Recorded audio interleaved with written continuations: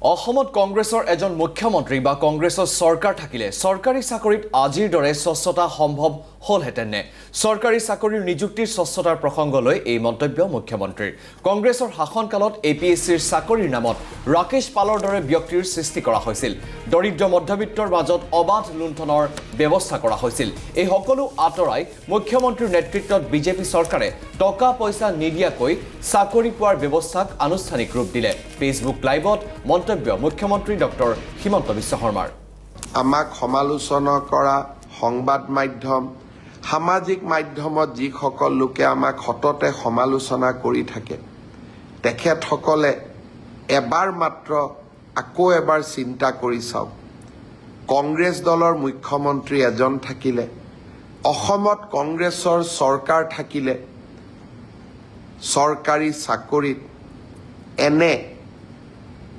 নিৰ্মলতা স্বচ্ছতা সম্ভৱ হলহেঁতেন নেকি আমাক সমালোচনা কৰা সকলেও এটা মুহূৰ্তৰ বাবে কংগ্ৰেছৰ সেই শাসনকাললৈ মনত পেলাওক ডাঙৰ ডাঙৰ মন্ত্ৰী ল'ৰা বিষয়াৰ ল'ৰা ধনী আধ্যবন্ত পৰিয়ালৰ ল'ৰা ছোৱালী 1 কোটি টকাৰ লৈ উপঢৌকন ৰাকেশ পালৰ দৰে ব্যক্তিৰ সৃষ্টি আৰু অসমৰ দৰিদ্ৰ মধ্যবিত্ত সমাজখনত অগাধ লুণ্ঠন এই কংগ্ৰেছৰ শাসনকালৰ স্বাক্ষৰ আছিল আজি আমাৰ শাসনকালত আমি সেই ব্যৱস্থাক প্ৰত্যাহ্বান জনালো সেই ব্যৱস্থাক আমি সফলতাৰে পৰিৱৰ্তন কৰিলো আৰু আজি সমগ্ৰ দেশেই স্বীকাৰ কৰিবলৈ বাধ্য হৈছে যে আজি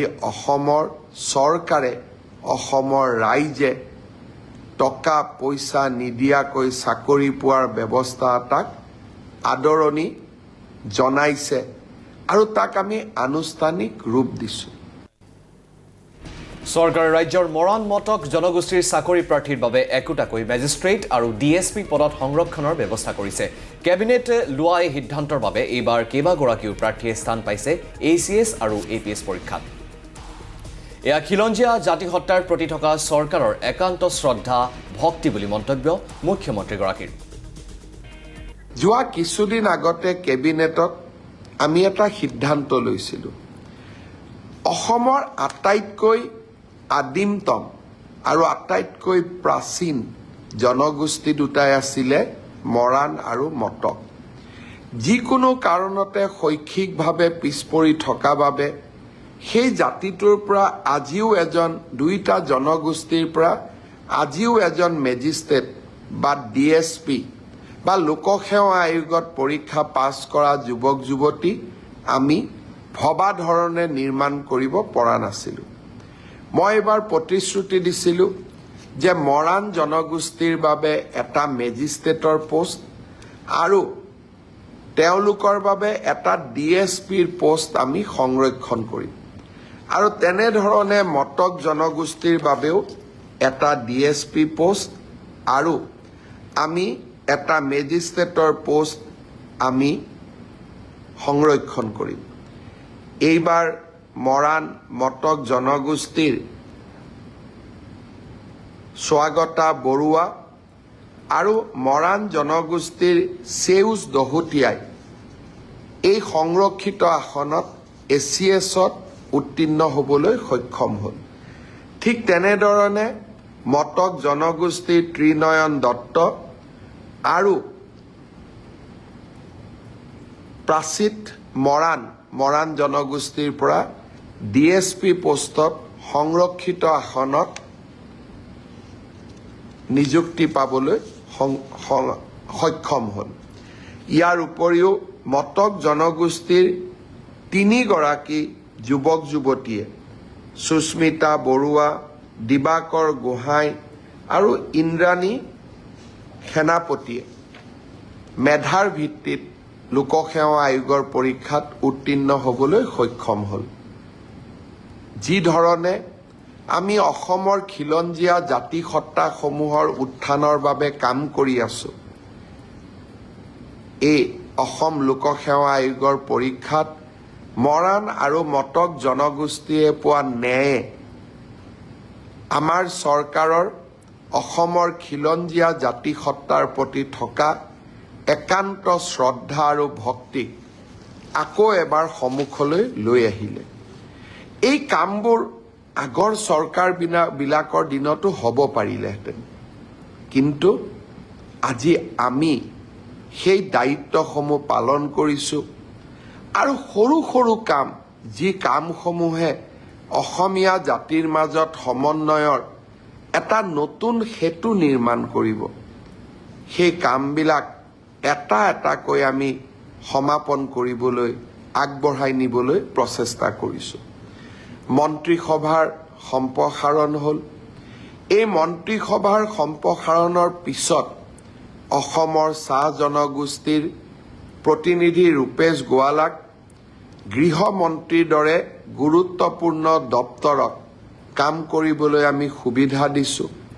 বৰাকৰ পৰা 2জনকৈ মন্ত্ৰীক আমি অন্তৰ্ভুক্ত কৰিছোঁ। অসমৰ প্ৰতিটো জাতি জনগোষ্ঠীৰ মাজত এক বিশ্বাসৰ বাতাবৰণ নিৰ্মাণ কৰিবলৈ আমি প্ৰচেষ্টা কৰিছোঁ। মই ভাবোঁ আমাৰ চৰকাৰৰ দিনত প্ৰতিটো দিনেই আমি কৰি অহা ইতিবাচক কামসমূহে আমাৰ সমাজখনক এক নতুন মাত্ৰা দিব। ইতিহাসৰ কালখণ্ডত আমাৰ চৰকাৰৰ এই সময়ছোৱাত কৰি যোৱা ইতিবাচক কাম কাজবোৰক ইতিহাসৰ কালচক্ৰই স্বীকৃতি দিব। আৰু নৱবৰ্ষৰ প্ৰাকখনত উৎসৱৰ বতৰত সংঘটিত দুৰ্ঘটনাক লৈ উদ্বিগ্ন মুখ্যমন্ত্ৰীগৰাকী। এই সময়খিনিতে আনন্দৰ মাজতে বহু পৰিয়াললৈ নামি আহে বিভীষিকা। দুৰ্ঘটনাৰ পৰা হাত সাৰি থাকিবলৈ, সাৱধান হ'বলৈ আৰু বাইক আৰোহীক হেলমেট পৰিধান কৰিবলৈ আহ্বান মুখ্যমন্ত্ৰীগৰাকীৰ। সুৰাপান কৰি গাড়ী চলাই বিপদ মাতি নানিবলৈও সকলোকে আহ্বান মুখ্যমন্ত্ৰীগৰাকীৰ। চাওঁতে চাওঁতে 2024 বৰ্ষটো আমি পাৰ কৰিবৰ বাবে গৈ আছোঁ। বৰদিনৰ উৎসাহ, নতুন বছৰৰ উৎসাহ উদ্দীপনাই অনাগত দিনকেইটাক আমাক আপ্লুত কৰি ৰাখিব। আনন্দৰ মাজতেই বহু পৰিয়ালৰ মাজত দুখৰ বন্যাও আহে। বিশেষকৈ এই সময়ছোৱাত গাড়ী মটৰৰ এক্সিডেণ্ট বাঢ়ে, মটৰচাইকেলৰ এক্সিডেণ্ট বাঢ়ে। আনন্দ উৎসাহৰ সময়খিনিতে বহু ব্যক্তিৰ জীৱনলৈ দুৰ্বিষহ নামি আহে, অন্ধকাৰৰ কলীয়া ডাৱৰ নামি আহে। বহু পৰিয়ালে এই সময়ছোৱাতে জীৱনৰ আটাইতকৈ দুখৰ সময়খিনিৰ সন্মুখীন হ'ব লাগে। ইয়াৰ মূল কাৰণেই হৈছে সাৱধান নোহোৱা। মই অসমবাসী ৰাইজক অনুৰোধ কৰিম যে আমি নতুন বছৰত আদৰণি জনোৱাৰ সময়ত মটৰচাইকেলত, স্কুটাৰত আমি হেলমেট পিন্ধিবলৈ যাতে পাহৰি নাযাওঁ। মই অসমবাসী ৰাইজৰ বিশেষকৈ আমাৰ পৰিয়ালৰ মা, বোৱাৰী সকলোকে মই অনুৰোধ কৰিম, ঘৰৰ মানুহজনক সদায় মনত পেলাই দিব, হেলমেট নিপিন্ধাকৈ যাতে তেওঁলোকে মটৰচাইকেল নচলায়। সুৰাপান কৰি গাড়ী চলাই আমি বহুতে মৃত্যুৰ সৈতে সন্মুখীন হৈছোঁ। মই ভাবোঁ সুৰাপান কৰি গাড়ী নচলোৱাটো আমাৰ বাবে এক দায়িত্ব। সেই দায়িত্ব মোৰ জীৱনৰ বাবে নহয়, মোৰ পৰিয়ালটোৱে যাতে মোৰ অবৰ্তমানত কষ্টকৰ জীৱন যাপন কৰিব নালাগে, সেয়া মোৰ পৰিয়ালটোৰ প্ৰতি দায়িত্ব। মইতো নোহোৱা হৈ যাম, মোৰ অবৰ্তমানত পৰিয়ালটোৰ উপাৰ্জন ক'ৰ পৰা আহিব, পৰিয়ালটোৱে কেনেকৈ চলিব, যি মাতৃৰ বুকু সুদা হ'ব সেই মাতৃক সেই ক্ষতিপূৰণ কোনে দিব? মোৰ অনুৰোধ, হেলমেট নিপিন্ধাকৈ এইকেইদিন বিশেষকৈ এই 15টা দিন স্কুটাৰ মটৰচাইকেল একেবাৰেই নচলাব। আপুনি যদিও সুৰাপান নকৰে, সন্মুখৰ পৰা অহা ট্ৰাকৰ ড্ৰাইভাৰজনে যে সুৰাপান নকৰাকৈ থাকিব তাৰতো কোনো গেৰেণ্টি নাই। সেইবাবে আমি নিজেই নিজক ৰক্ষা কৰিব লাগিব, নিজেই আমি সাৱধান হ'ব লাগিব। আপুনিও সুৰাপান কৰি গাড়ী নচলাব। লাহে লাহে শীতৰ ৰাতিবোৰ আকৌ আমাৰ মাজলৈ উভতি আহিছে। শীতকালত ৰাতিপুৱা সময়ত কুঁৱলীয়ে সমগ্ৰ পৃথিৱীখন ঢাকি ৰাখে। যোৱা বছৰ দেৰগাঁৱত হোৱা সেই দুখ লগা দুৰ্ঘটনাৰ ছবি মোৰ এতিয়াও মনত আছে। মই যেতিয়া দুৰ্ঘটনাৰ পিছত দেৰগাঁৱলৈ গৈছিলোঁ, সন্তানহাৰা মাতৃসকল, স্বামীহাৰা পত্নীসকলক দেখা পাই দুখত ম্ৰিয়মান হৈ পৰিছিলোঁ। যোৱা কেইদিনমান আগতে মই মোৰ এই বছৰৰ ডায়েৰীখন প্ৰকাশ কৰিবলৈ যোৱাৰ বাবে ডায়েৰীৰ পাতবোৰ চাই থাকোঁতে, সেই দিনটোৰ ডায়েৰীখন পঢ়িবলৈ যাওঁতে মই পুনৰ মনত সেই একে কষ্টই অনুভৱ কৰিছিলোঁ। মই অনুৰোধ কৰিম, পিকনিক আমি খাব যাম, কিন্তু কুঁৱলী থাকোঁতে বাছখন কুঁৱলীৰ মাজেৰে চলাই লৈ যোৱাৰ কোনো প্ৰয়োজন নাই।